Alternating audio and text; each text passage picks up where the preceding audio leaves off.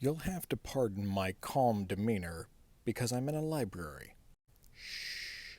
So if you're claiming here that my data on the economy from the Bureau of Labor Statistics, the National Bureau of Economic Research, as well as the Federal Reserve's numbers itself, and the Labor Department are not valuable sources, you've got a lot to prove. These aren't just media places like the Wall Street Journal or CNN. These are actual government agencies keeping track of these numbers.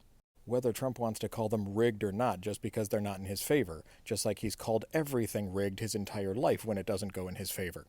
But if you want some more sources that are universally considered reliable, how about the Associated Press? Even they are saying that his numbers are not good. In fact, they said job gains are dwindling, inflation is going upwards, and growth has slowed. And he can no longer blame it on Biden. It's not the boom that he was promising you guys during his campaign, because he lied to you just to get your vote. And since Reuters and the AP are the two most reliable sources out there, how about we try them? When Trump was pushing for the Fed to cut rates, I said it was a terrible idea, because the Fed's first response to rising inflation is to raise rates. So if inflation is currently going up because the economy is suffering, cutting those rates is going to make the inflation go up faster. And apparently Reuters seems to agree with me.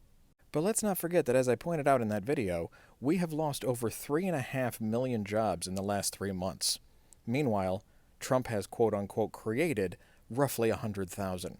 That means we are losing jobs 30 times faster than we can create them.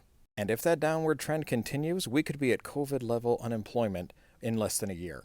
It would appear that statistics and math are not your strong suit. In fact, from your page, it looks like the only thing that is advertising energy drinks.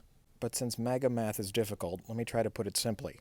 Trump barely creating 100,000 jobs in 3 months? That is far fewer than the hundreds of thousands, sometimes almost 1 million jobs that Joe Biden was creating every single month. This is why Trump currently has the lowest approval rating of any president, save for himself. And it's also why in the last few months, the parties have completely swapped places according to a Gallup poll, and more people in the country identify as Democrat than Republican. While he continues to lose jobs, raise inflation, and raise prices, you can continue to pretend, along with Fox News, that the economy is booming. Just make sure you have a reality check at some point, because you need to know who is the right person to blame when you lose your health care, lose your job, and a loaf of bread is $12.